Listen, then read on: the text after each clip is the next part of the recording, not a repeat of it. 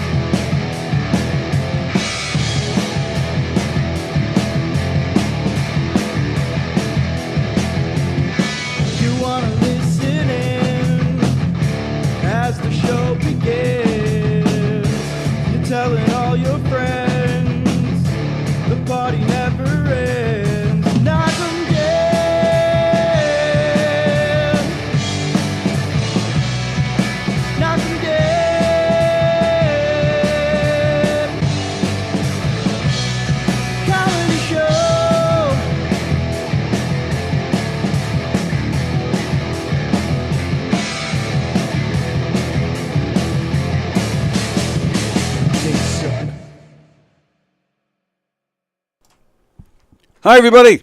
It's Monday. Welcome to the Knock 'em Dead Comedy Show right here on Gov's Comedy Club Podcast. Thanks for joining us. Good to see you. Hope you all had a great weekend. Frank is here. Stuart Markus will be here soon, and we'll be talking to Jason Chapin, son of Harry Chapin, in a little while. Frank is here. He's taking over. What is going on here? Like, it's all over the place. Like, I have my stuff. I'm sorry. Like, you have this. Why do you need this contraption? Why can't you just put it on the table? You waited till now to ask me this? Yes, I saved it for the air. What is this thing? That's charger. A charge? Oh, charger for your tablet? Yeah. Oh. We're using some AI for the show, so I thought I'd bring it in case you wanted to hear any of it. So you brought a tablet with some audio files. Yes. And that's your AI? Yeah, that's why I did that. I'm already lost. Thanks for joining us this morning. Felix is watching. Hello, Felix. All right, so we're going to be talking a lot about Harry Chapin this morning. Before we get to that, I'm going to do other things because we are waiting on Stuart Markus and Jason Chapin. Jason Chapin is when? At noon? I believe so, yeah. All right. I'm keeping an eye on the Zoom in case he comes in early. Right, there's a slight possibility of that, you said? I mentioned it to him. I didn't hear back yet. All right, so that would be a no.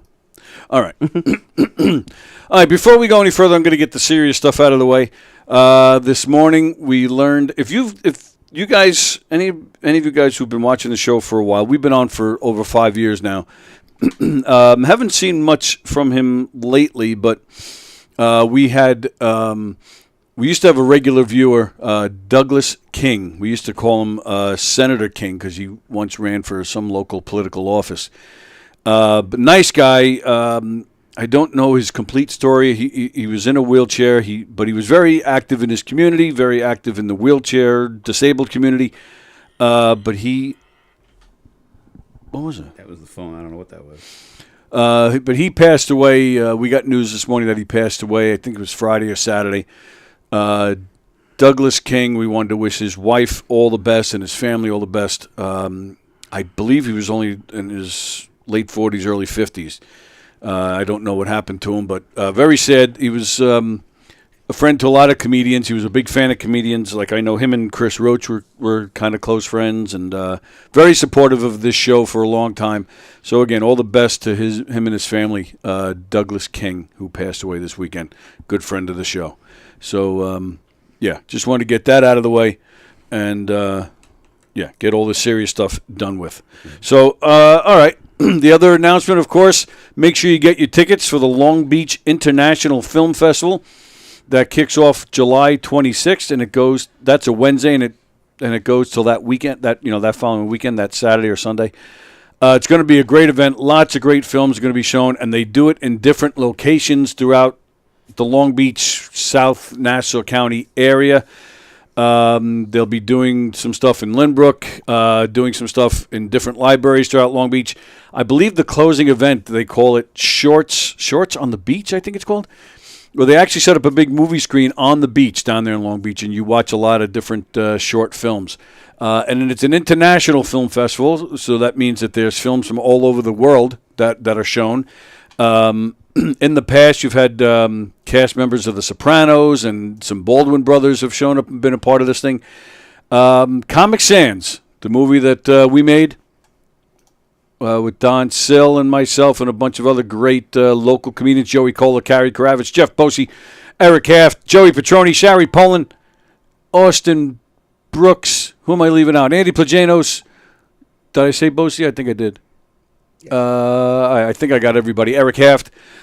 Great movie. Very proud of it. And it's opening the event. We will be the first movie shown that Wednesday night at the theater in Lynbrook. Go to Long Beach Film, I believe it is. Long Beach Film is the website. You can purchase tickets for that first night. There'll be other movies playing there as well, but ours is the first one opening the whole event, which is we're pretty excited, and that's a pretty big deal. So we would appreciate all the support we can get. So Felix says he messaged Doug recently. Okay. Doug was in your comedy class. Oh, I didn't know that, Felix. Wow. Yeah, good guy. Very good guy. So, all the best to Doug King. And please come support Comic Sans at the Long Beach International Film Festival. Wednesday night, July 26th is when our film will be showing. I will be there. Don will be there. and hopefully we'll get more cast, and hopefully some of you will be there as well. That would be great. So that's the story there. So hope everybody had a great weekend. I left Fremder out. I left you out of what? He said, you left me out. Oh, wait a minute. What did I leave you out of?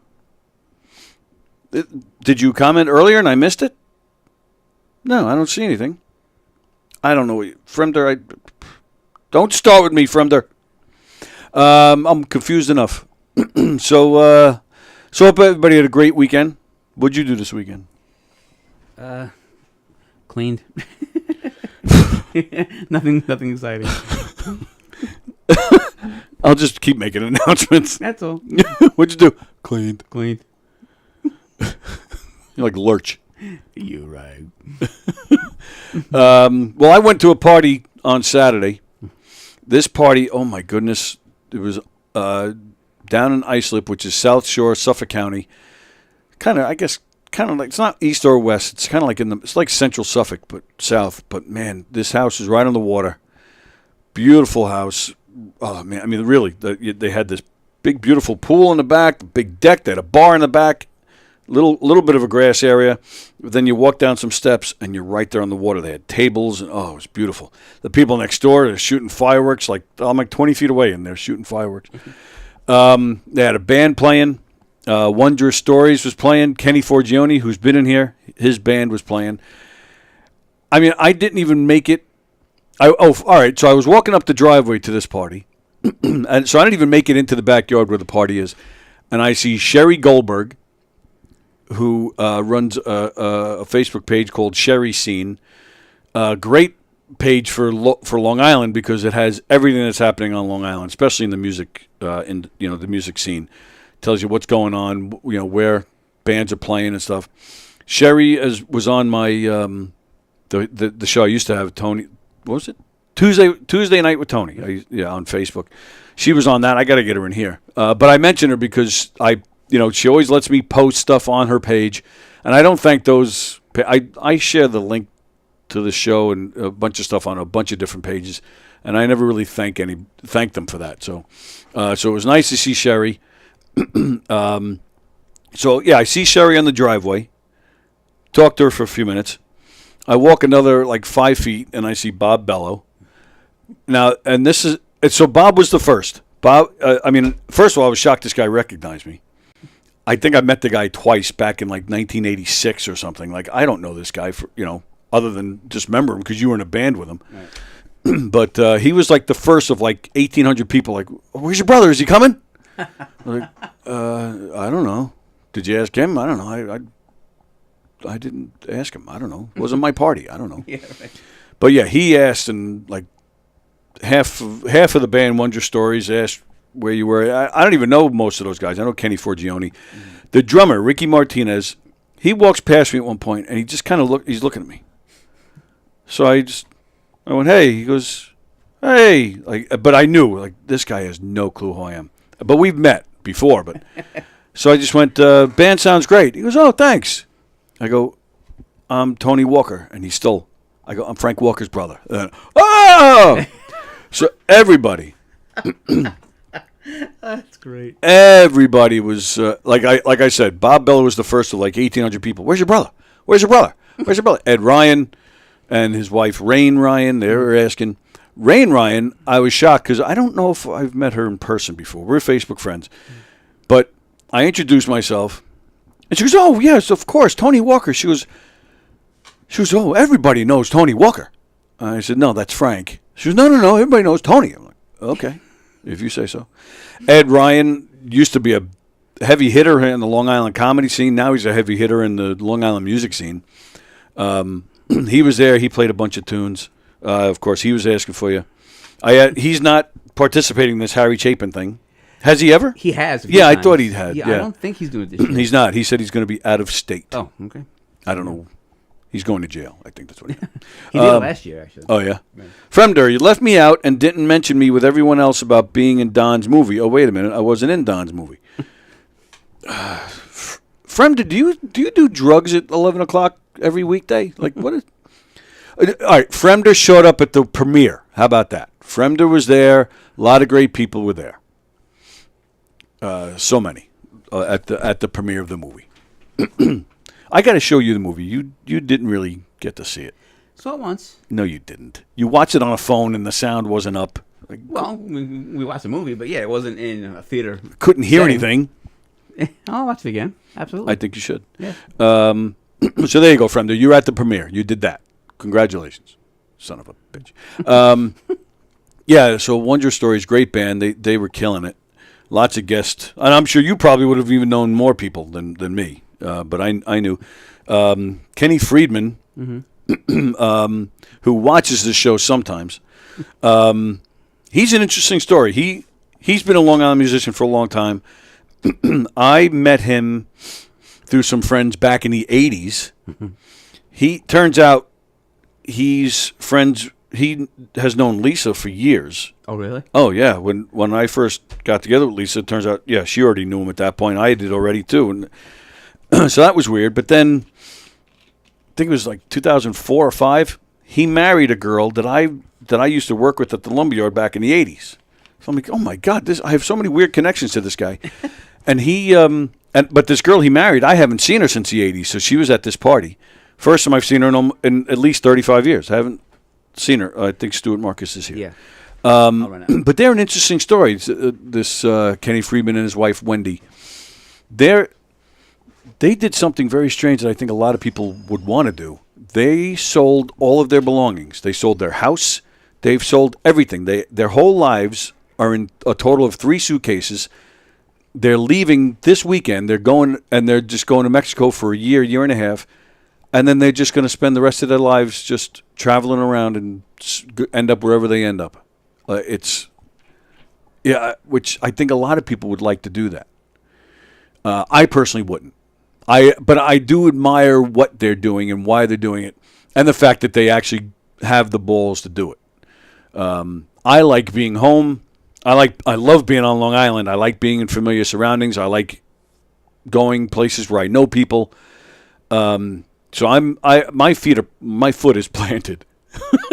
But I think it's cool that they got rid of everything they had, everything, and they literally have 3 suitcases, which is their whole lives. Their kids are grown. They're set in their lives, so they're going to go to Mexico for at least a year. They said maybe a year and a half. They might come back. Maybe I think they said maybe to Colorado for a while because I think one of their kids is there. I thought it was very interesting. I thought it was pretty wild. Felix, Andrew Fremder seems like a nice guy, but I have yet to laugh from his comments. Oh, my goodness. So I'm sure that's just going to start. You two are going to go the whole show back and forth with comments while I talk to my guests. You guys have your own conversations. Felix, tomorrow, Let's Eat Long Island and Beyond. That's tomorrow at 1 o'clock on the YouTube channel. We got Steve Squared tonight at 6:30. I don't know if there's a Flip Tracks Radio tonight. It's scheduled, but I don't know if Tom's doing it or not. But it was so it was a good weekend. It was fun, and hope to do it again. Hello, sir. Hello. How are you? Good.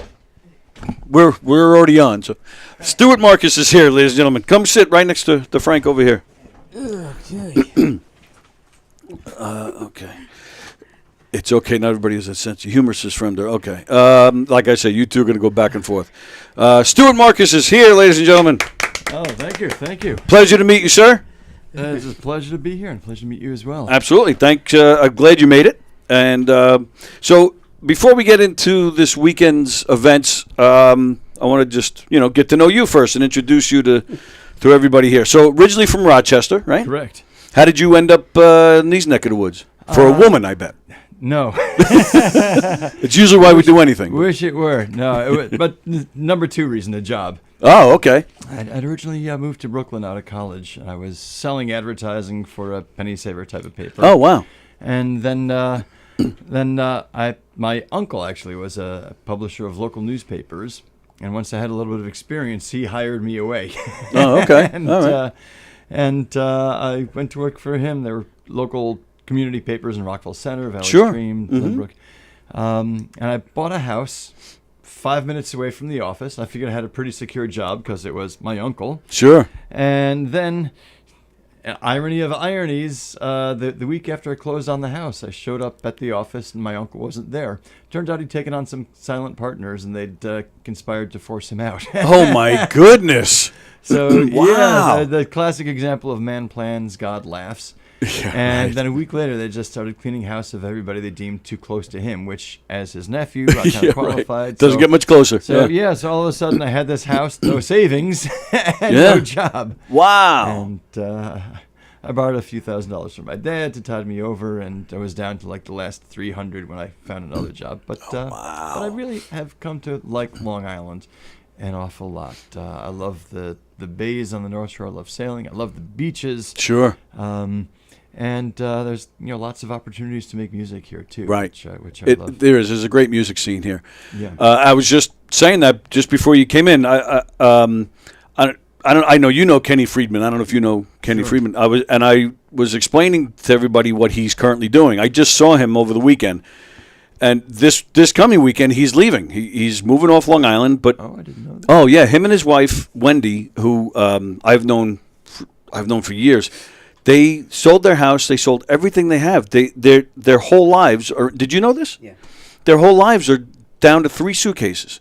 Wow. And they're just going to travel the rest of their lives and go wherever they feel like going. So they're leaving this Sunday for Mexico for at least a year. Wow. They said maybe a year and a half. After that, they may go to Colorado because I think it's Wendy has a kid there.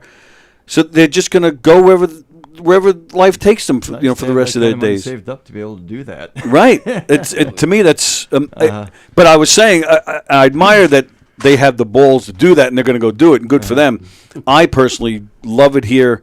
My feet are planted here, and I have no intention of going anywhere. I just love it here. I like it here quite a bit too, but I do love traveling. Sure. And with my band Gathering Time, I've been able to do some of that. And, Okay. That to me, touring with a band is like going on a working vacation. Right. Absolutely. And we've always been able to do. We went to Ireland and Germany a few years ago. We went Nice. to Colorado, Florida, up in the Northeast. And Really? if you can schedule some tourist type things around the concerts, it's like the best of both worlds. Right. When you're self-employed, you Right. just Well, you right. don't get paid days off. Because that's your thing, right? Because now you're a full-time musician, yes? Right. Wow, that's fantastic. Good for you. How did you get bookings like in Ireland? Do you have management or something?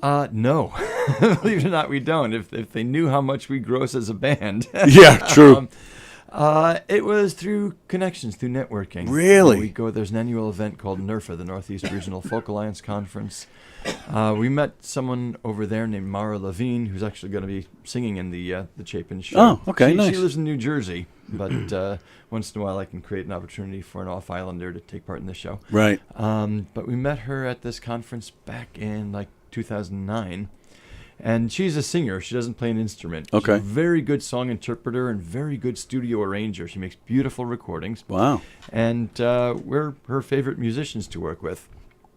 So she's put out 3 CDs. We met her just after the first one, but we're on 4 or 5 tracks of the second and third one. Oh, nice. And she loves working with us. And, the part of her brain that doesn't go to songwriting goes to networking. She's really good at that. Right. And she's able to make connections. So Which is half the battle. I mean, Yeah. you guys in the music world, I'm in the comedy world, but it's the same idea. You got to hustle, you got to network, you got to right. constantly So- sell yourself to Yeah. get these gigs. And in the absence of a manager or an agent that says, hey, this band's really good, I can vouch for them. She comes in and says, I'm working with Gathering Time, give them a listen.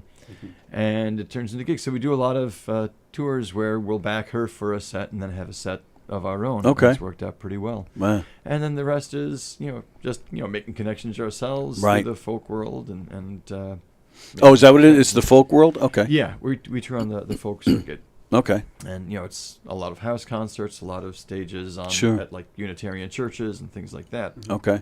But there's a lot of that going on. Long Island, you said, has a good music scene. It actually has multiple music scenes. Yeah. There's a folk scene, a rock scene, a blues scene. Yep. Probably there's a country scene.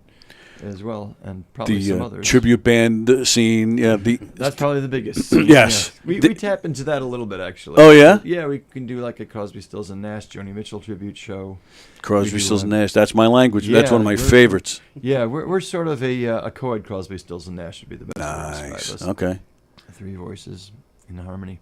Wow. I didn't know there was a folk scene on the we've island. Okay. Got a show coming up.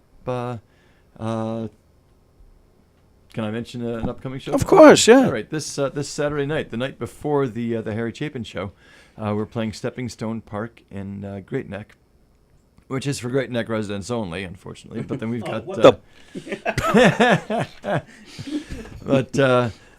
have to show your license when you walk in. Like, yeah, I don't know. I don't know. We've never crash played it before. I'm gonna crash this thing. But we're going to be playing actually the following Thursday, just sort of playing background music at the Great Neck Plaza Dining Promenade, which is where they close off a section of, I think, Middle Neck Road in this case. And really? Restaurants set up tables and chairs outside, and so it's like an outdoor cabaret. So That's like what, towards the heart of town up there? Yeah, like a couple blocks north of the railroad tracks. Right, yeah. Sometimes they do it on Bond Street, which is a block further east. Right. We've got a show coming up August 1st for Nassau County at Grant Park. Okay. So there we're doing mostly 60s covers, folk rock stuff. Nice. Birds, Crosby, Stills, and Nash, Buffalo Springfield. Wow. Mamas and Papas, that sort of Joni Mitchell. Oh, wow. I got But to we check can that slip in out. our originals too. Which, Felix, I'm reading some comments here. He wants to, does Markus play Celtic music? I do. Well, Irish folk, traditional Irish folk. I got into singing sea shanties about 25 years ago. Oh, wow. And the two are like kissing cousins. Right. There's a lot of songs that are both, fit into both categories. But stylistically, they're very closely related. So I got into singing sea shanties, and I've gotten to do some Celtic folk stuff before. And is there an audience for the sea shanties as well? Yeah. Really? Well, what's funny is it became a specialty of mine. Back 25 years ago, I worked with a woman named Judith Zwyman, Okay. who had a very strong background in traditional music of all sorts. The old ballads of the 1800s, and she knew some sea shanties also. And I always loved the sea. I loved sailing ships. Okay. And we became friends, and she said, "Would you like to learn some sea shanties?" I'm like, "Yeah, cool." So we started doing that as a duo, and it was kind of a niche thing. We do it at museums like Long Island Maritime Museum out in Sayville, and Cold Spring Harbor Whaling Museum, and libraries and things. And then in the midst of the pandemic, sea shanties became a thing. I don't know if you heard about this. Some guy in Scotland was posting TikTok videos, and somebody messaged him and said, "Do you do any sea shanties?" And he said yes, and he did this one. It comes from New Zealand. I've been singing it for like 15 years. It's called "Soon May the Wellerman Come." Okay. And it's a pretty cool song. It's about a ship that tries to capture a whale, but instead the whale takes the ship in tow, and neither one's willing to give up. So for decades now, and it's actually a little bit of a subtle labor protest song as well, because as bad as whaling conditions were in America, for the sailors in America and England and Canada, it was worse for the guys in New Zealand and Australia, because they were largely deportees, criminals who would work for food. So that's what they got paid in. That song went viral. And all of a sudden, there was a demand for sea shanties on TikTok. And I'm like, I've been singing these for years. So I started doing some posting my own. And I had done at a private party, I'd been booked in 2011 or 2012 to do sea shanties and Irish trad music and that sort of thing. One of them was "Soon May the Wellerman Come," and the son of the woman who had booked me for the party had videotaped it and chopped it up and posted videos of the various songs. That song is my number one song on YouTube now. How many views are we talking? Oh God! Last time I checked, it was like close to 40,000. Holy crap! Yeah. Wow. That's the funny thing about the internet. You never know it's going to go viral. It's true. Well, yeah. I mean, sea shanty and TikTok. I never would have put those words together. There was like a hashtag, sea shanty TikTok or shanty talk or something like that. So what does it take to get a little 10 seconds of this? out of you right now. There was a ship that put to sea, and the name of the ship was the Billy of Tea. The winds blew up her bow, dipped down, oh blow, me bully boys blow. Soon may the wellerman come and bring us sugar and tea and rum. One day when the tonguing is done, I'll take my leave and go. That was amazing right there. I actually wrote a parody sea shanty a bunch of years ago. So you're like the Weird Al of sea shanties? Kind of, yeah. Well, we're at a comedy club here. That's right. I could do part of that. Of course. Back in 1992, I actually sailed on a tall ship called the HMS Rose. It was a replica of a British frigate that had patrolled Long Island Sound in the 1750s. Oh, wow. To intercept smugglers, And when pirates captured ships, like modern organized crime, they didn't wear it all themselves. Right. They sold it. And the economies of Rhode Island and Connecticut, especially, were dependent on smuggled goods from the pirates of the Caribbean. No kidding. I did not know this. So the British sent this ship called the Rose to patrol Long Island Sound. It devastated the economy of Rhode Island. Wow. Rhode Island, actually, its original name was Rogues Island. Oh.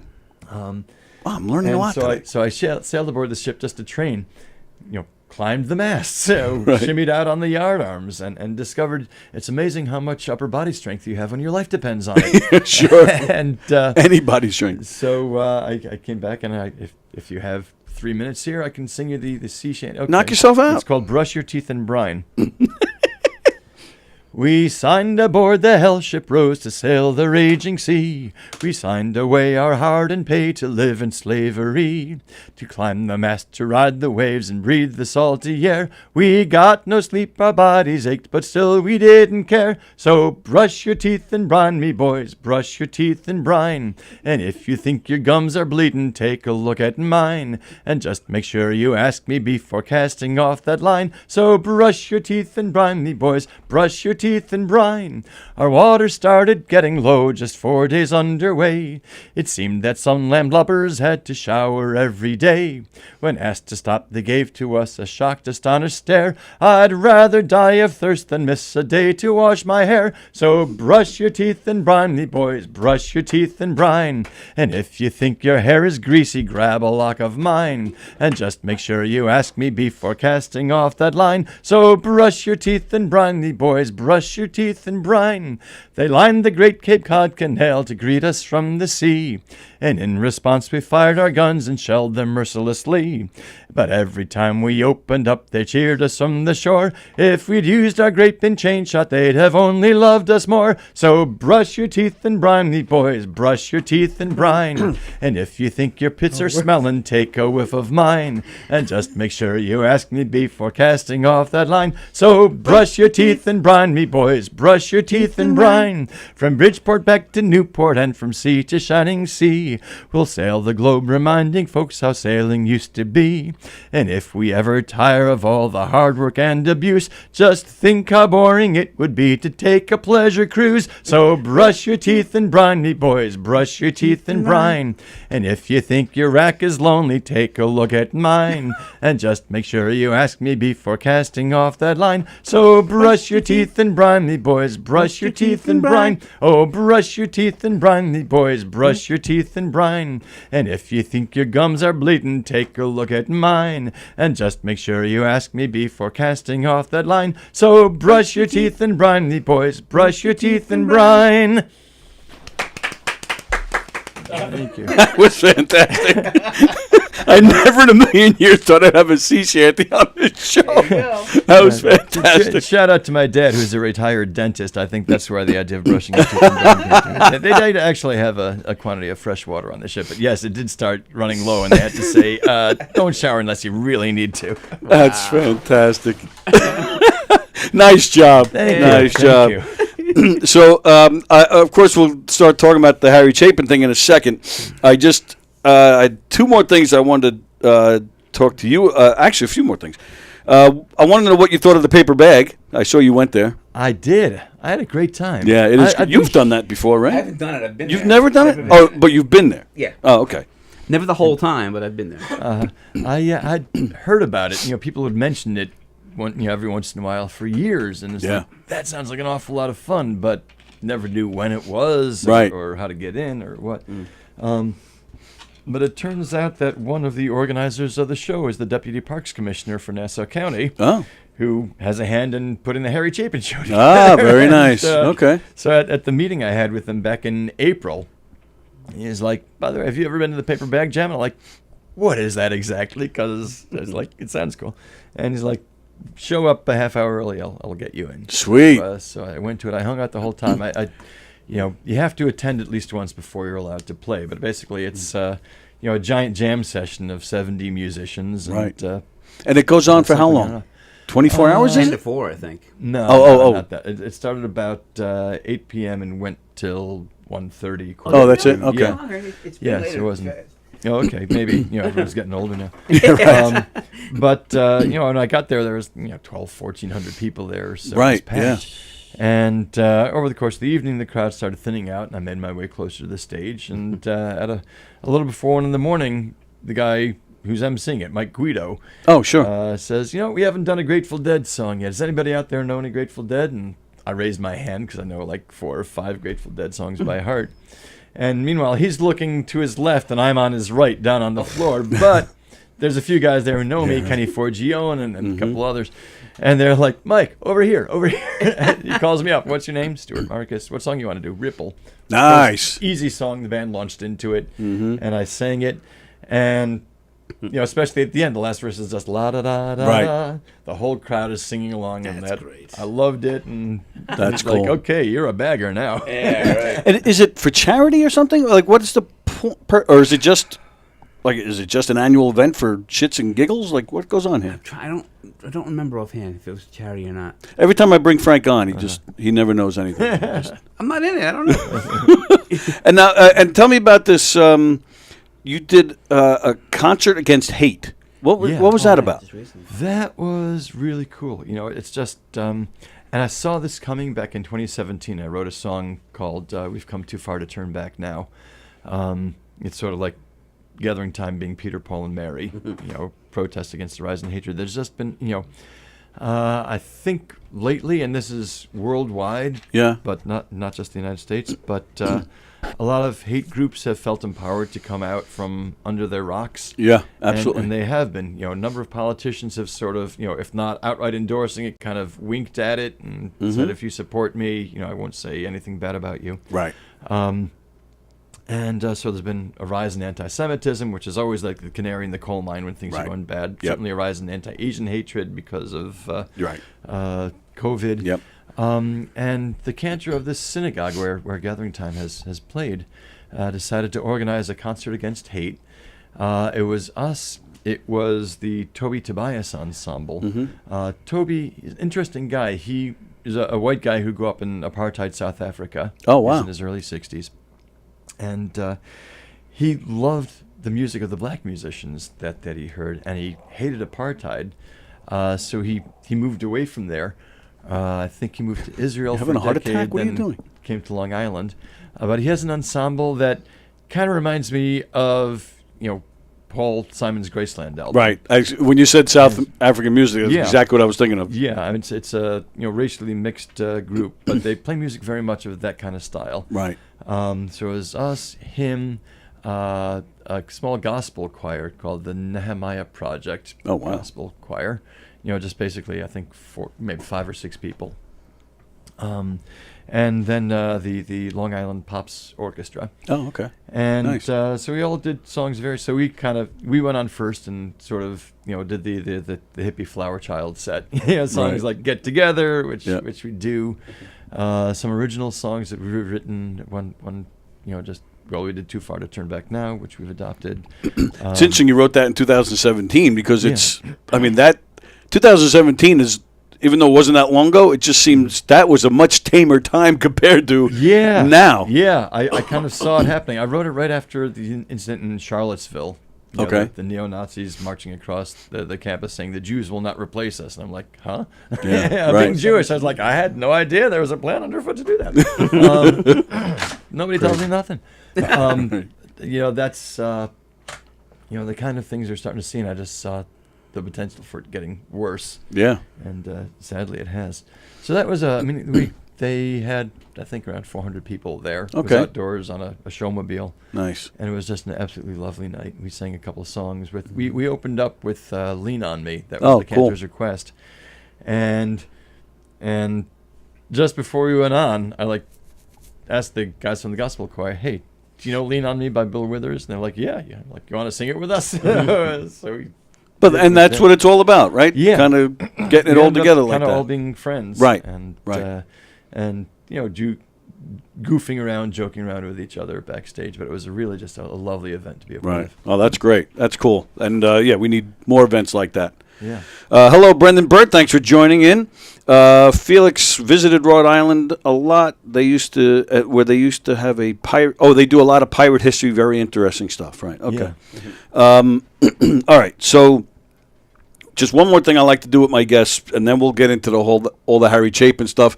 The concert is this weekend. Jason Chapin should be joining us probably about 20 minutes or so.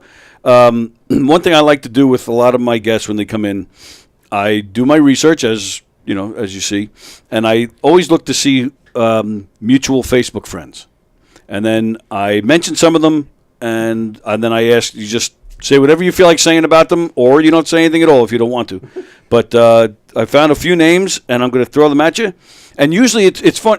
It's weird for me because usually, obviously we focus on the comedians in here. So Right. So when I get these guys in here, it's a lot of the times it's different. It's the same names, because we're all part of the comedy community. But this time, This could get dicey because I'm bad with names. oh, okay. Well, so am I. Let me whip my phone out and see if I can look up their faces. I'm great. I can tell you where I know somebody from, no matter how many years ago. I'm great with faces, but ask me their name and I'm lost.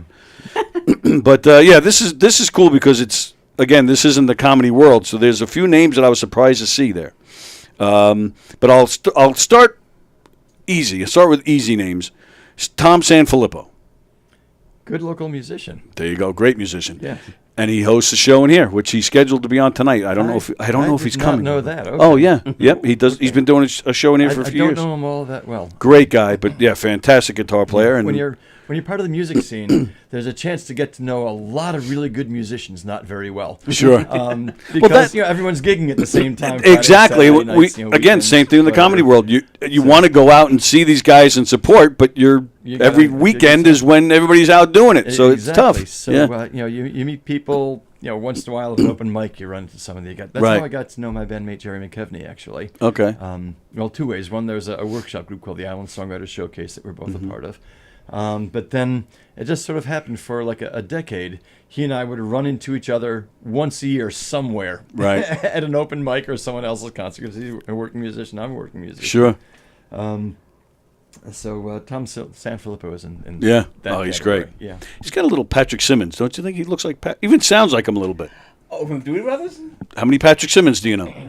He's longer hair. Never would have guessed that. Yeah. Yeah, you never been told that? Yeah, I see a little No, bit. people tell me James Taylor. Yeah, okay, Yeah. I can see that a little bit. And people That's tell me I usually what I sound see. like Gordon Lightfoot, which. Oh, actually, now that you say that, yes. But no, Wow. that's it. But I love the Doobie Brothers. I saw them last summer at Jones Beach. What a great show. Oh, they're still great. Yeah, I love Let's see. Well, actually, we mentioned his name before he came in. Ricky Martinez. Oh, the drummer from Wondrous Stories. Yep, Oh, super nice guy. he recorded on on one of my CDs. Oh, no He kidding. played drums on I think 2 or 3 songs. Yeah. Okay. Most memorably, the one that sticks out in my mind is I did a cover of Billy Joel's Miami 2017. Oh, really? Yeah, on the album I put out in 2004, I think, called The View from the Side of the Road. Okay. And he's on several tracks on that. But boy, did he rock it out on the Billy Joel's. And that just, that song needs to drive. Oh, of course, yeah, And yeah. he just totally brought it. Nicest Okay. guy, too. Easy to work with. Oh, yeah. Yep, uh, absolutely. All right, I'm going to get making a little left turn here. This is a name, probably the name that surprised me most of this list. Megan Kyle. Don't know her all that well. Okay. But you know who I'm talking about. Yeah, run into her every once in a while. But how? She's out of Philly. So what's the connection there? Through the folk circuit. Oh, okay. There's an annual event called NERFA, the Northeast Regional Folk Alliance Convention. It's sort of like an annual confab of folk musicians, folk DJs, concert presenters, house concert hosts, guitar makers, anybody who wants to come, and some folk fans just go to listen to the music. Sure. And the Northeast region goes from New England down to like D.C. or so.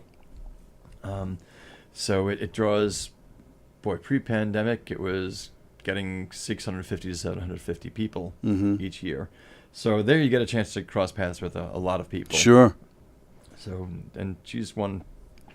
Great singer. Good, yeah. Great singer. Yeah. Such a nice person. I met her in Philly at a show once, and we just became friends. So I was shocked to see that name on there. Candace Kane. Another one I know. Oh, okay. Kind of from the local Filmmaker. scene. Does that help? I think so. Okay. A lot of people. Yeah. Right. That's fine. That's cool. Yeah. My I hope I'm not like insulting. No, nobody's expected to remember everybody.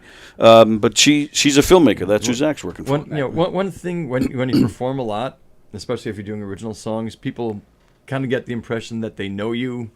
They get to know you. You don't necessarily know them. And right. every once in a while, someone will say, "You don't remember me? I was sitting in the 5th row of the show you did 3 years ago." Right. Oh, yes. Green shirt.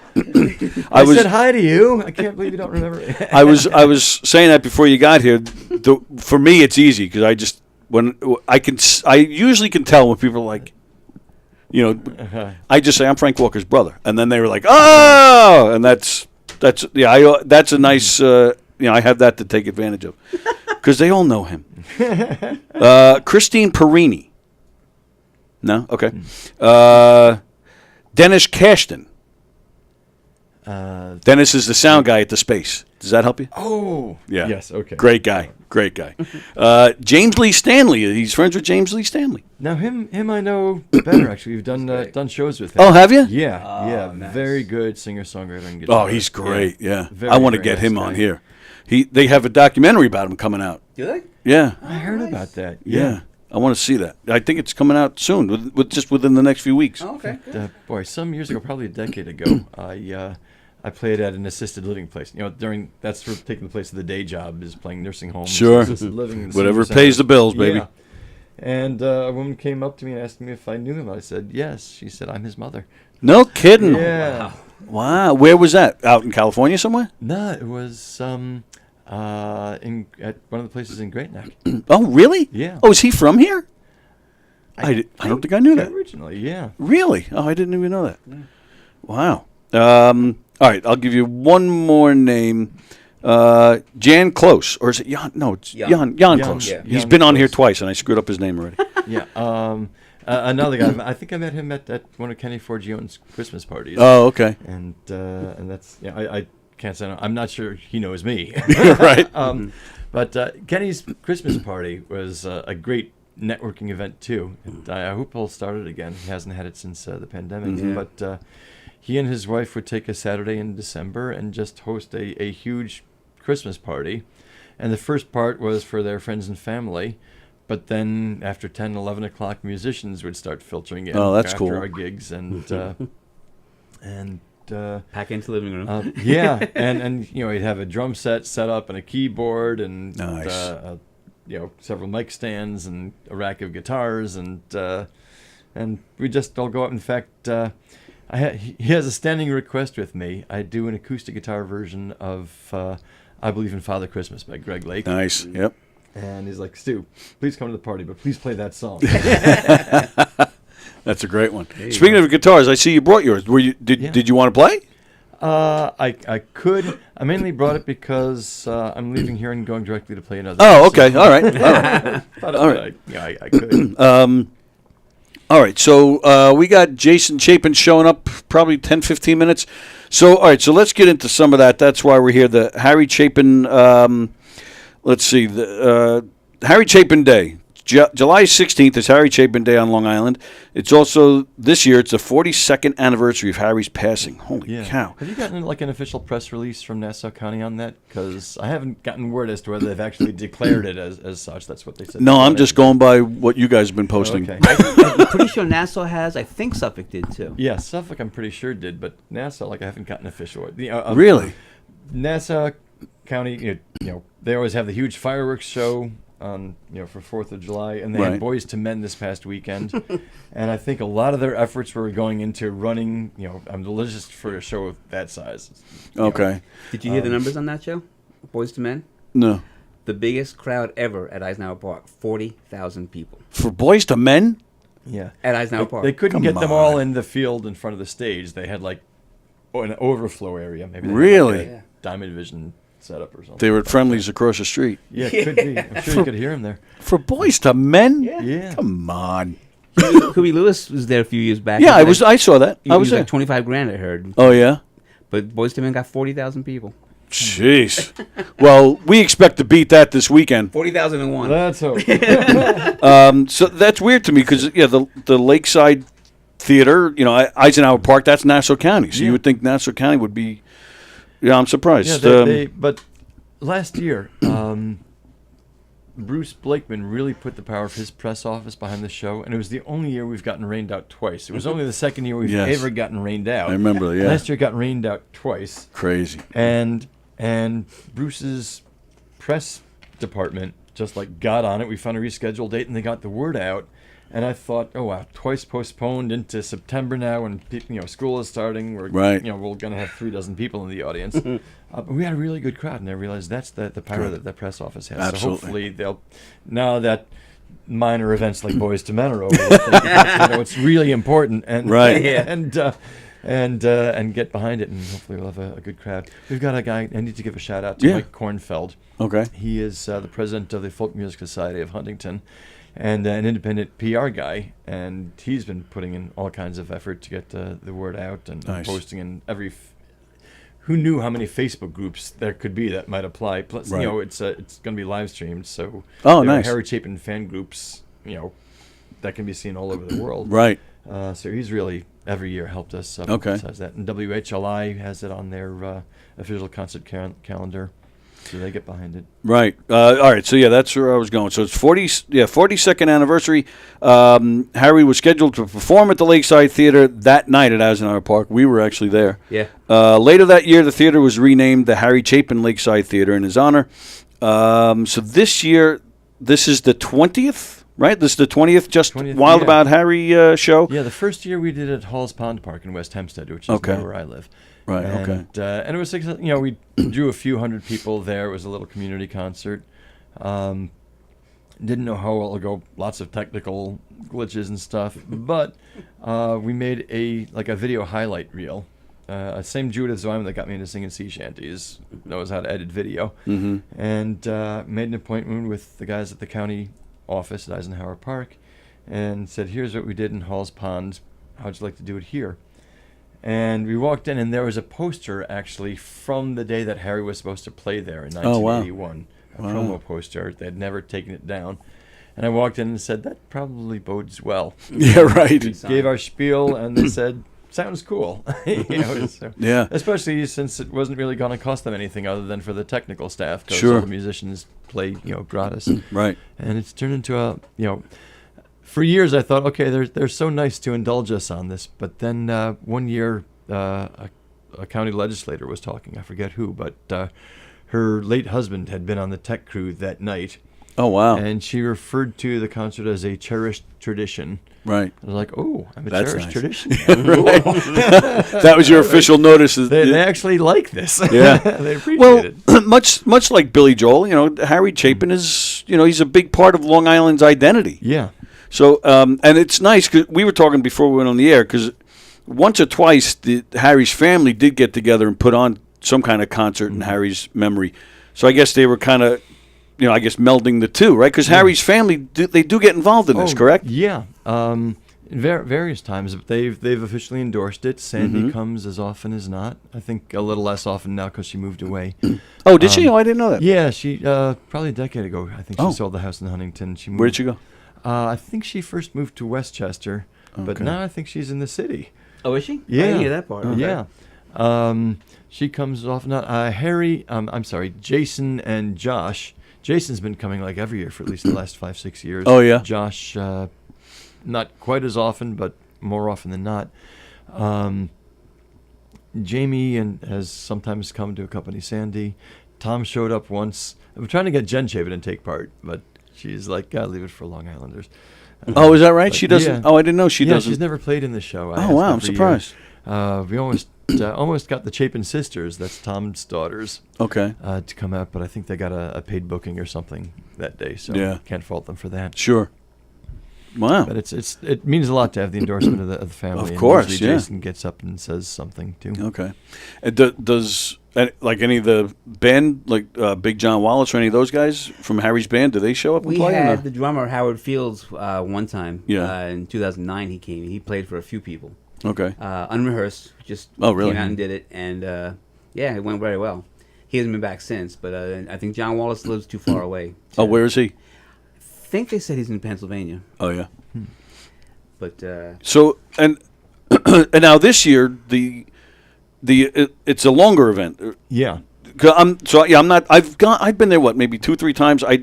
Fill me in on what it was, what the changes are, how this is all working. Well, it turned out last year at the show we discovered that Bruce Blakeman, our county executive, actually is a big Harry Chapin fan. Oh, okay. And, wow, that's nice. And since the actual anniversary is a Sunday, he said, let's make a big thing out of it. In fact, I think he and Jason became kind of friendly. Right. So Jason is actually here. Hello, Jason. Can you hear us? I can. Can you hear me? Yep, we got you. We got you loud and clear. How are you, sir? Good. I feel like I'm joining late, and you've already had a lot of fun and told a lot of jokes and a lot of stories. Excuse me. Yeah, and they were all about you.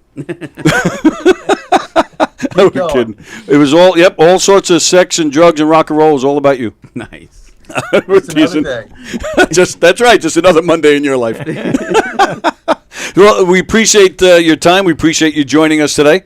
I'm Tony. I'm assuming you guys all know each other, right? Yeah. Okay. Yep. So, so Jason, let me ask you very first question. How much of a pain in the ass is Frank?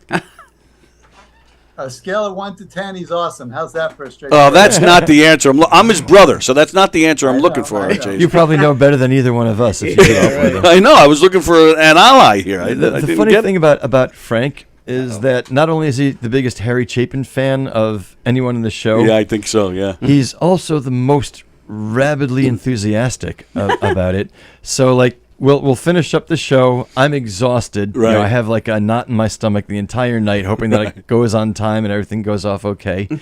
And usually a group of us go to a diner afterwards. Next day, I wake up with like a hangover, basically, just from all the energy. And I'll wake up and there's a Facebook message from Frank saying, "Hey, can I do this song next year? And here's how I want to arrange it." Ready to go. Ready to go. This show's over, and Frank will do another 2 hours. Oh, man. Yeah. Jason, before we go any further, I just happy birthday to you. Thanks. Right? It was Appreciate it. it was what, Friday, right?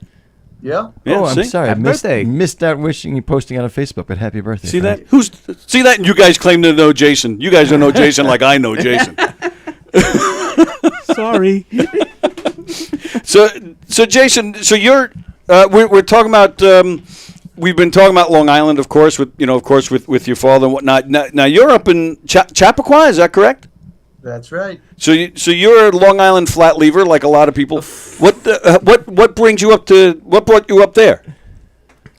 Well, after college, I moved into the city, spent 10 years there. My wife and I got married and decided we wanted to start a family and decided the suburbs was the place. Nice. I tried to get her to move to Long Island. She was from New Jersey, tried to get me to go to New Jersey, and of course we ended up in Westchester. All right. So Compromised from the beginning. Hey, did you get hit too hard by the rain last night? And yesterday? Not too bad. I think it was north of us that got hit really hard. Okay. Yeah, it was even down here. It was something, huh? Wow. So I wanted to ask you. Yes, this weekend, just total coincidence. I was watching a show. I don't know if you're familiar with it, but it's called Gravesend. It's a mob show. We're at Governor's Comedy Club in Levittown, and a lot of this TV show was shot here. There's some local comedians that are in it, and I was watching an episode just last night, and sure enough, Cats in the Cradle comes on. In the middle of the show. It was part of the show. So when something like that happens, is that like cha-ching for you, or like how does that work? Well, I think the cha-ching goes to my mother. Oh, all right. That's fine. But it's interesting. It's really becoming, I think, even more common that music is included in all types of shows. It could be drama, it could be comedy, it could be anything. Yeah, but true. There are two ways that they use music. They can use the performer's recording, or they could use the song, but have someone else cover it. Right. No, this was the original. This was your father. And of course, we always prefer when it's the original. Right. And it's nice to hear other covers as well. But a few years ago, I was fascinated because Peggy Estrella in the Chapin office every now and then sends a list of some of the shows, whether it's TV or movies or commercials or other projects where they want to use the song. And I said, wow, that's a great list. And so I asked my daughter, who was in high school at the time, if she could put together a montage of all the clips, all the different productions, uses of Cats in the Cradle. And so she put it on, I posted on YouTube, and it's got a lot of hits, but it's just a great collection of usages. And we could probably add another 10 since she put it together. It's been in a couple other TV shows since then, including, I think it was in Obsession last year. Wow. Wow. It's amazing what a cultural touchstone that song has become. Yeah, sure. Yeah. It just unfortunately rings true with a lot of people. Do you now? So, who's in charge of, say, that licensing? Is that a record company thing, or you have lawyers, or or like, are you or one of your brothers or sisters involved in that? So a lot of times the request will go to my mother and her office, and if they think it's a good fit, then they ask. The Warner Music owns the mechanicals, the original recordings of the music, so they have to be involved. Okay. And then if there's any publishing aspect to it, then there's Warner Chappell, which is a division, and they get involved, and of course then their lawyers get involved and work out the contract. That's interesting to me that your mother is so hands on like that. That's wild to me. So like she'll actually look at something. Nah, that's no good. That's good. No, that's that's interesting. Yeah. What are some of the cool perks about being Harry's son? Do you ever go to a restaurant for good seats or a ball game or? No,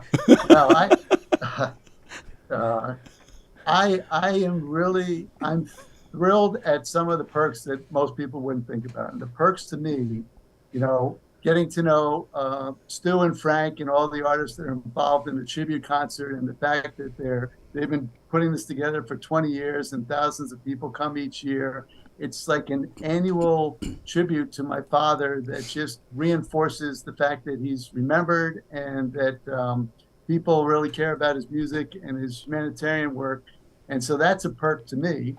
It's also a perk when other performers decide that they want to do a cover. So Pat Benatar has done Shooting Star. She also performed it at my father's tribute concert at Carnegie Hall in 1987. Yep. A bunch of other artists were there doing covers, including Bruce Springsteen. So that's a huge perk. I mean, that Graham Nash was my favorite that night. What's that? Graham Nash was my favorite. He that did night. Sandy. Yeah, Sandy. Yeah. And when Sirius XM The Bridge, they did a special to my father back in December to mark his 80th birthday.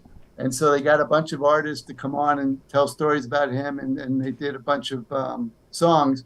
And I heard John Oates was on, and he talked about when he first met my father, and they were the opening act, Hall & Oates, for him.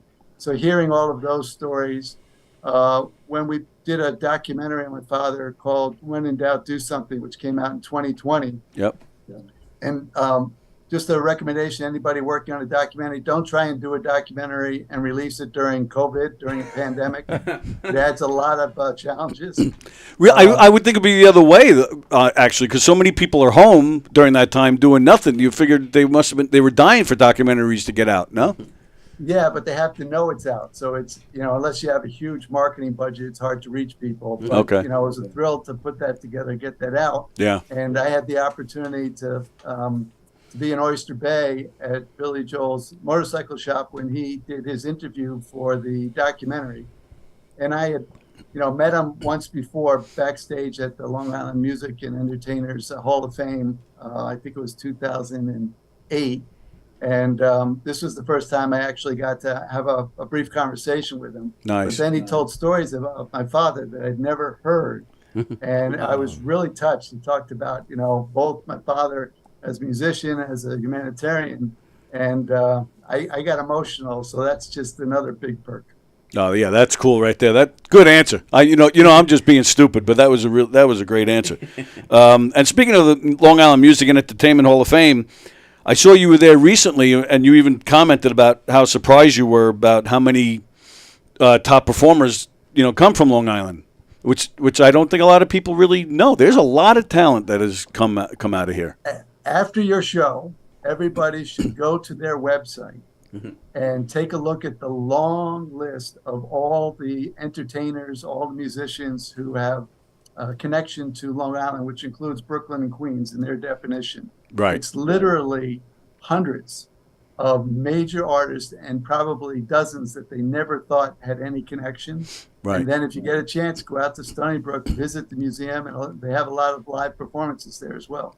They have a lot of memorabilia of your father, correct? They do, yeah. They have an exhibit, and I gave them a couple donations when I was there for an event a couple months ago, and they're actually doing a benefit concert with Pat Benatar and Neil Giraldo later this month. I think it's on the 23rd at the, I think it's Cardinal Health Amphitheater, which is Bald Hill. Oh, okay. Farmingdale. So it's great that, Pat and Neil are coming back to Long Island and helping out the Long Island Music and Entertainers Hall of Fame. Yeah, because they ditched Long Island years ago, so it's nice that they're giving back to the I'm roots. here every year to be in the show. I saw them back in Portchester a couple months ago. Fabulous concert. They play in Huntington usually once a year, and so they love to return. And I think they still feel a deep connection to Long Island. Yeah, she can still belt them out. She's got to yeah. be in her 60s, right? Easily, right? She's she's great. So you're involved with the Harry Chapin Radio, is that right? I am a long-term member and recently just took a little break from the Harry Chapin Foundation board. And there's a fellow board member, Mike Rayap, who's the one who does the live stream for the tribute concert, who came up with the idea with another board member, Bill Honig, to share a lot of rare recordings from live concerts and some outtakes from the recording sessions, and also interviews with fans and others. So they house what's called Harry Chapin Radio on the foundation website. It's free, and it's got some great content. And every now and then I pick up my phone, I open up the show, and I just hear stuff I never heard before. It's like getting an instant hit whenever you want to get a little music. Yeah, right. And that's got to be, after 42 years of his, unfortunate passing, that's got to be wild to hear stuff that you never heard before. Yeah, it is. And what's even wilder, I was just thinking about this today. So when he was alive, he had a 10-record deal with Elektra. And when that contract ended, he did one record sequel, his last one, while alive, right, in 1980, and that had his hit sequel. And since his passing, there have been 17 albums released. My goodness.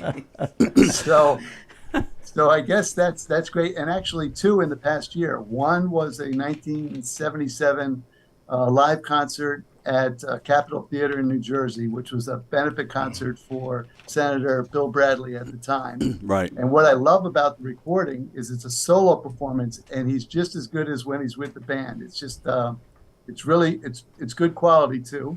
And then there was another recording that came out about a year ago, which was a concert he did in Germany, which is also live. And the funny thing about that is, he had his routine. Every performer has their lines and their jokes. And so my father's trying to engage with an audience in Germany. and some of it went over flat, and it's pretty funny trying to hear him try and recover. Oh, that's cool. That's good. Coming from a comedy standpoint, yeah, you have that? I have it. Yeah. Yeah, I got to hear that. That's Yeah, cool. Me too. What's it like hearing your father's voice after so many years, Jason? It's great. What's interesting is if you listen to the first album, Heads and Tails, his voice was much different than his last album. It was much higher, and I think it was, a little more innocent. A little, tentative. He was just getting his career going, so it didn't have that, boundless confidence. And at the end, he's just belting it out. And, I think his voice is a little lower. And I think, he was doing 200 concerts a year. So I don't think he was taking care of his voice the way he should have. So it sounds a lot different. But it's just great to see the evolution of his voice. And just knowing that he was still going strong at the end with new material and performing 200 concerts a year. I'm amazed. He did, what was it, 12 albums in 9 years? Isn't that? That blows me away. I mean, you don't see that now. Oh, yeah. That's like 20, 30. I mean, Billy Joel's whole career is 12 albums. Yeah. That's What crazy. amazes me is how prolific he was. Yeah. And the stories he just kind of invented, or the scenarios he created, and the personalities, the characters. He was like, a Hollywood writer coming up with Right. a whole show, condensing it into 3.5 to 7 minutes. Yeah, I think anybody who's a big music fan, they want to hear what's going on in the artist's head when they're doing it. And some artists will start with the lyrics and then the music, and others the reverse. And my father always started with the lyrics. And what I think got him to really focus on writing story songs was the fact that he may have picked up the guitar when he was a teenager, but his first real job, I mean, he had a couple, bank teller jobs and Wall Street runner jobs, but his first real job was working on documentaries. That's right. If you're Right. putting together film, you have to be able to tell a story. Right. So I think that really helped him. And also, when my Uncle Tom was the host of a children's show back in the 70s on ABC called Make a Wish, my father wrote 2 songs for each episode. And it was about 140 songs over, I think it was a 4-year, 4 years the show aired. That's and insane. So he just got into a routine, but at the same time, and a lot of other musicians will tell you this, they never know when an idea is going to hit them. And I was watching CBS Sunday Morning, Paul Simon was on. He was talking about how he would get up in the middle of the night and he had a pad next to his bed and he would jot down whatever was in his head before he forgot it. And he'd wake up in the morning and look at the piece of paper and he'd try and remember Right. what he had experienced because he couldn't really relive that moment. And so he had to kind of rely on what he wrote on a piece of paper. And I see the comedians, and a lot of them will walk in here with a pad, because you never know, just from talking of a or joke, from anything, from any situation you're in. I have the same experience. Sure. I could be in the middle of playing at a nursing home, and a song idea comes to me. It's like, okay, Right. can I write it down somewhere? Just Sure. to remember that germ of an idea. Absolutely.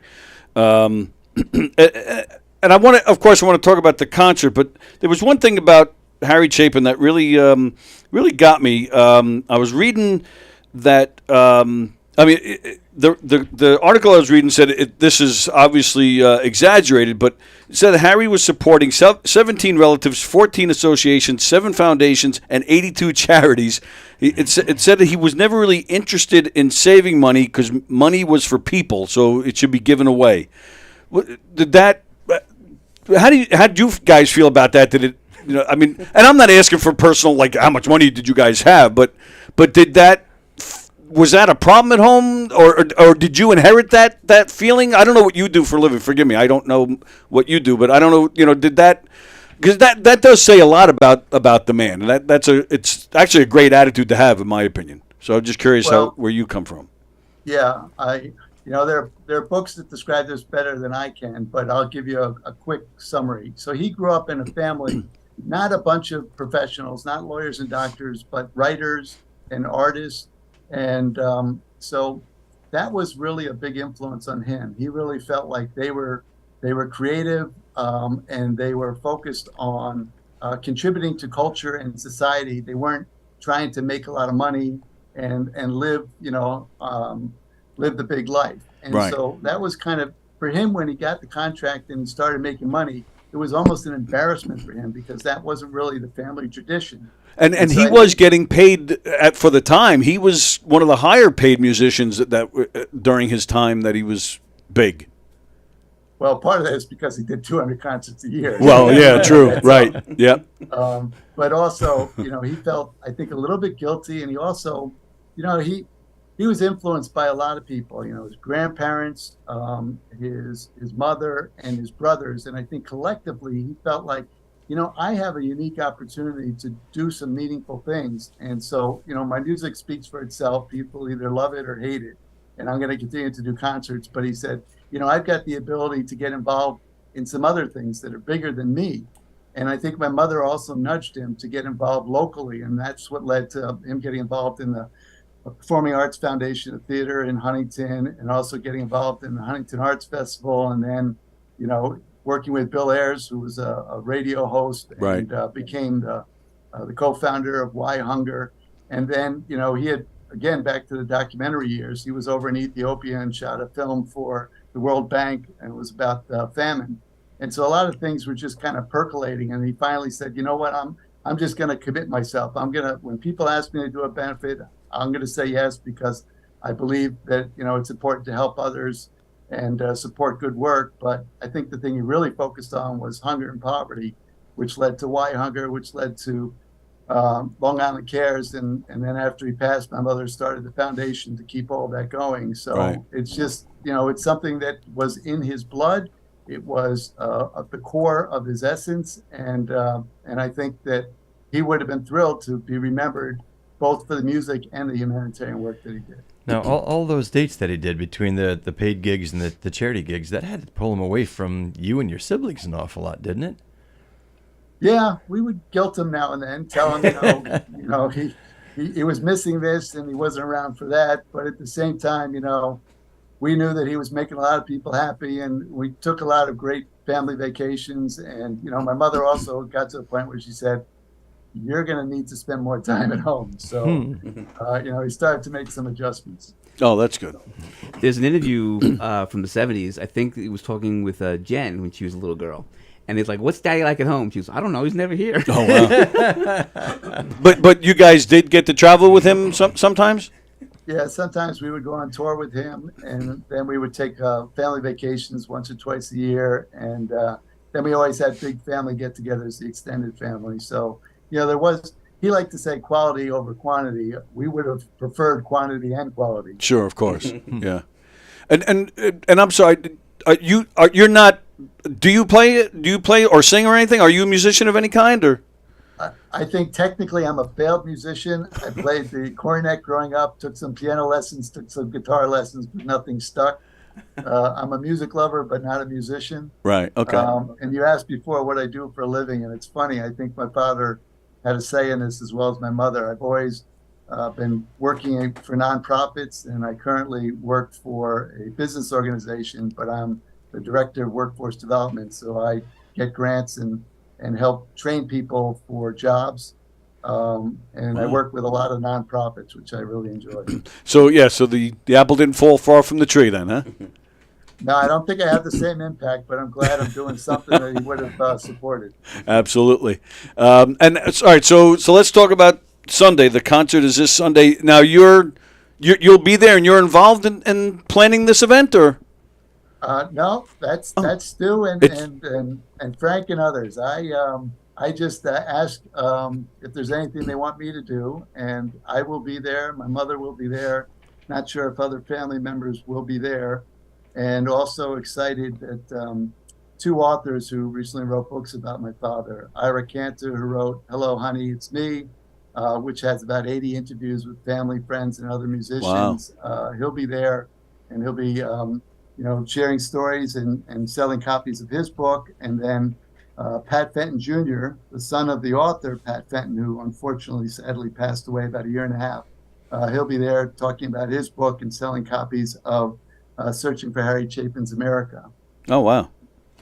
And now, what is? I saw, of course, doing my research. I say you're doing my research. I just look on Facebook. What the what's this Harry and Sue transcript? Is that something you're involved in? Something you don't mind talking about? I'm not sure if you're involved in that or not. Well, there's is that a play or something? Book. There's Larry Baker's book that came out, which is loosely based on Taxi. And so my father's one of the characters, and then he's got another character that's Sue. So I don't know if that's what you're referring to.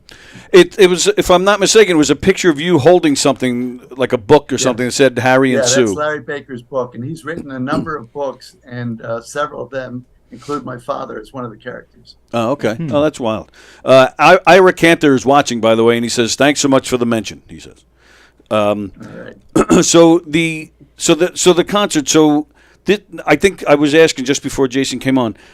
It's usually a nighttime event. It's a concert, but now this year it's expanded or something. Yeah, usually it's an evening show. Starts like 7:15 or so. Sure. And we do all we can to hold it to 2.25, 2.5 hours maximum. Okay. They got a budget there. Right. But as this year, the 16th, which is the actual anniversary of Harry's passing, right, is on a Sunday. It was Bruce Blakeman's idea to say, let's make it an all-day event. Let's make it a big thing. I understand, Jason, you've become fairly friendly with our county executive. Is that correct? I had a ball meeting him, I think it was last spring when we were promoting the concert. And, of course, he was at the concert. And it was great to hear him say he was a big fan. So I really appreciate that he made last year Harry Chapin Day. And hopefully he'll do it again this year.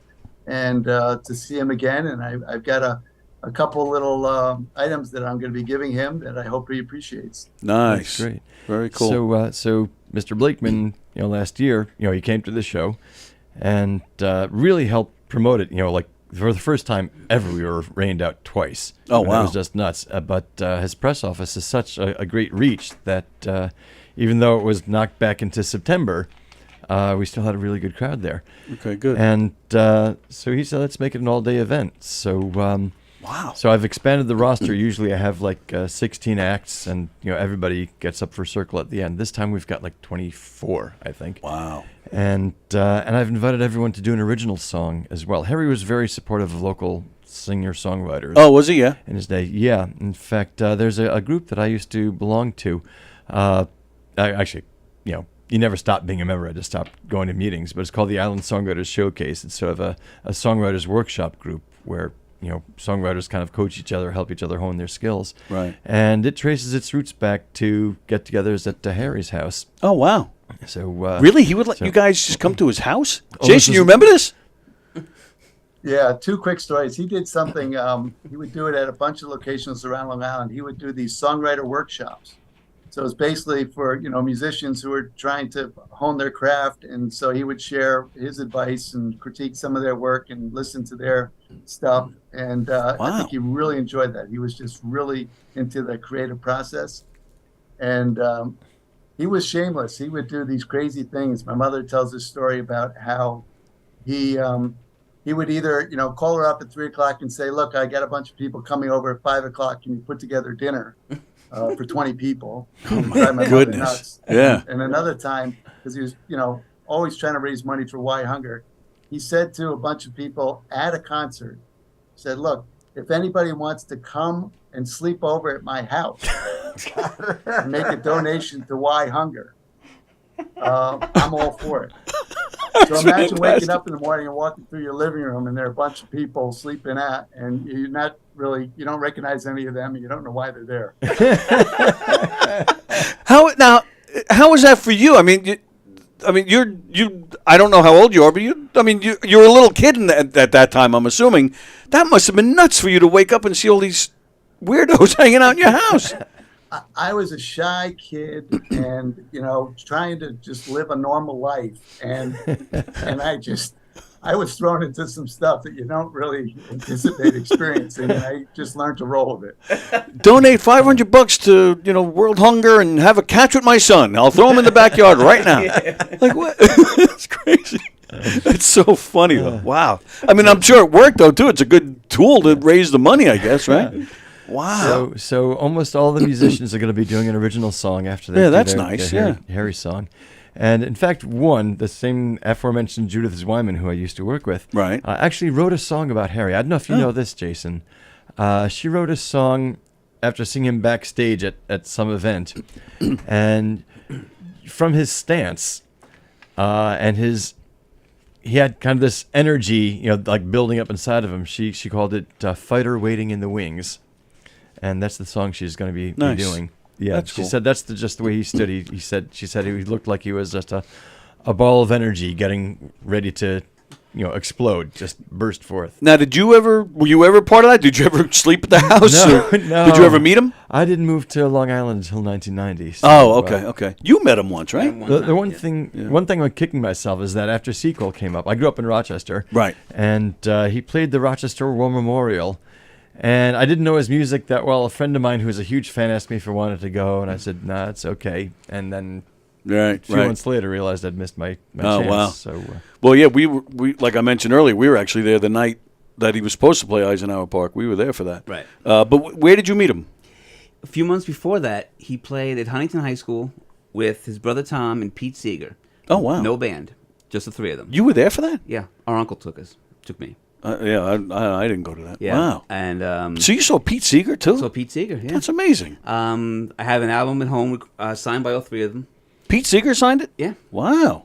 And if I remember correctly, they did about an hour and a half. They said, "Okay, we're going to do an intermission. Go out in the lobby, get something. We'll see you in a little while." You go out into the lobby, and there they are, at a table, signing everything for everybody.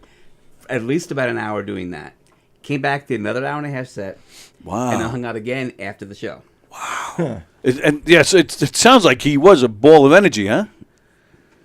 Yeah, and Pete Seeger was one of his heroes. Yeah, sure. He learned music, learned to play the guitar, listening to the Weavers at Carnegie Hall. And I remember as a little kid, we would go to the music festival that Pete and Toshi and the rest of the family put together, the Clearwater Festival. And then, Pete and my father were just kindred spirits. And so my father would help him with certain benefits, and Pete would always come to Huntington to do the annual show at the high school. And then Pete also was supportive of Y Hunger. So just it was a great relationship, great friendship. Wow, that's fantastic. All right, it's actually almost time for us to wrap things up here. So, Jason, I just want to thank you for your time. It looks like you're actually at work, so I hope you're not getting in trouble somewhere. But I don't know if this is just your lunch break. You're like, oh, I can't believe I wasted a half hour doing this. But we look forward to Sunday. Glad you're going to be there, and looking forward to seeing the expanded event. That's a lot. I mean, that's going to be some. You must be going crazy, huh? It is. Together? And what's really crazy is this year I've been the busiest of any year I can recall this time of year. And the summer is a busy time for Long Island musicians. Sure, So many places have outdoor decks that open up, country clubs and private parties and that sort of thing. And Gathering Time does parks shows and that's and I feel like. And in fact, I put this in an email I sent out to the musicians last week. I would like to feel like I'm piloting a plane that's getting set to land on this date. Right. Instead, I feel like I'm astride a rocket ship that's hurtling towards it. I'm trying to keep it from crashing. It's what's been marvelous is the number of people that have just sort of stepped up to help. Frank has been just immeasurably helpful in so many ways. I can just call on him to do anything. Mm-hmm. Mike Kornfeld, who I mentioned before from the Folk Society, is really helping the publicity. The guys from WHLI have adopted this show, and they provide backstage catering. Of course, they help promote it. They do a whole lot of things. So it's the thing I'm good at is finding the talent and scheduling them and making sure the important songs are covered. And it's a free event, right? So you just ask the audience to donate? Yeah, just bring a non-perishable food donation. Oh, okay. They can accept cash donations. That originally they weren't supposed to. It's against the park rules. But Long Island Cares has such a good reputation. Sure. And it's always gone so smoothly that the county doesn't object if people make a cash or check donation also. Okay. But food is the main thing. I think I've lost track of how much food Oh, I'm sure, yeah. It's a lot, but it's a tiny fraction of what Long Island Cares needs to raise. That's great. That's fantastic. Okay, again, Jason, I don't want to keep you, so I appreciate your time. I really, this was very interesting. I really enjoyed you stopping by today. I really appreciate it. Really appreciate it. If you can't get to the show, you can watch it on Facebook Live. Yes, There you go. it'll stream to the Just Wild About Harry Facebook page. Okay, you have to join excellent. that group. Yeah. All right. So we'll see you there, Jason. Thanks again. Thank you. Take care, Take buddy. care. All right, take care now. Take care. Bye. All right. So that was Jason Chapin, son of Harry, joining us. So again, it's free. So there's nothing. You don't have to buy tickets or anything. Right. People can watch it on Facebook, so they can even. I'm sure there's a link or whatever to make donations as well. Yep. Before we go, anybody else you want to mention that's going to be there? Anything else you want to say about the event? I don't know if I missed anything. Oh boy. Too many musicians to rattle Okay. them all. All right. And it's But, just Wild About Harry Facebook's page. You said you yes. can see it It's there. a Facebook group. Yep. I'm not getting that. So, all right. So, excellent. Stuart Markus, thank you very much. Frank Walker is here. That's this Sunday at the Lakeside Theater at Eisenhower Park. Starts at 3:30? Yep. 3:30. And you host it, right? Yeah. Yeah, I'm the MC. okay. So bring a lawn chair or chairs Yep. or a picnic, maybe a picnic basket. There will be lunch trucks there this year also. okay. So we don't want people to have to leave if they get hungry. Right. I think there's going to be a bounce house for kids, maybe some other things too. Oh, okay. They're trying to make arrangements to have a museum or two there with some sort of display because Oh, cool. we realize not everyone can sit still for Sure. 5 hours straight. Right. But it should be. Can we jump in the lake if it's hot? People tell me go jump in the lake all the time. I don't know if it's permitted there. Tell Right. you'll be in the bounce house. Yeah, right. So it sounds like a great event. That's this Sunday at the Lakeside Theater at Eisenhower Park. Eisenhower Park, for those of you that are not in the area, it's only maybe, it's really not that far from here, about 10 minutes west of us, Yeah, almost right off, directly. right Yeah. off the Meadowbrook Parkway. Right, Hampstead Turnpike, right there. So that's that's this Sunday. So again, Stuart, Frank, thank you very much. Thank you. We're out of here. Let's see, what do we got today? Today's Monday. We got Steve Squared tonight at 6:30 of course, on the YouTube channel. I don't know if Tom Sanfilippo is doing a show tonight. He's scheduled, but I don't know. I haven't heard from him. So, but that possibly could be happening at 8 o'clock. And then we're back here tomorrow. It's Tuesday Trivia. Hugh Murray will be here with me. And later in the week, Friday, we got Tom Cavanaugh will be here on Friday. Really? Yeah. Wow. Bad Animals, Heart Tribute Band. They were supposed to be here a few weeks ago. I had to reschedule them. They'll be here this Friday. Looking forward to that. Lots of great stuff going on here on Gov's Comedy Club, Gov's Comedy Club YouTube. Sure. Gov's Comedy Club podcast. Thanks for joining us again. Thank you guys. And again, Steve Squared, and then that's tonight at 6:30. We're back here tomorrow at 11. We're here every day during the week except for Wednesdays. So thanks for joining us, guys, and we'll see you later. She had a great time. KDC, that's what I'm talking about. Yeah, all right. Fundraisers, private parties, corporate events, restaurants, and more. Contact Knock 'em Dead Comedy for your event today. What will you experience at a Knock 'em Dead Comedy murder mystery show? Suspense, excitement, love, more love, violence. Well, not really. And, of course, some music. Knock 'em Dead Comedy is the #1 murder mystery troupe, entertaining thousands of people for over 20 years. You have a great night or what? Good. Their hilarious murder mystery shows are full of audience interaction from beginning to end that will keep you laughing all night long. Their shows are not to be missed. Knock 'em Dead Comedy's murder mystery themes include a mob show, a redneck wedding, a high school reunion, a family reunion with a luau theme, or your own custom show. Johnny, you have a good time tonight or what? Had an awesome time. All right. She had a great time. KDC, that's what I'm talking about. Yeah, all right. Fundraisers, private parties, corporate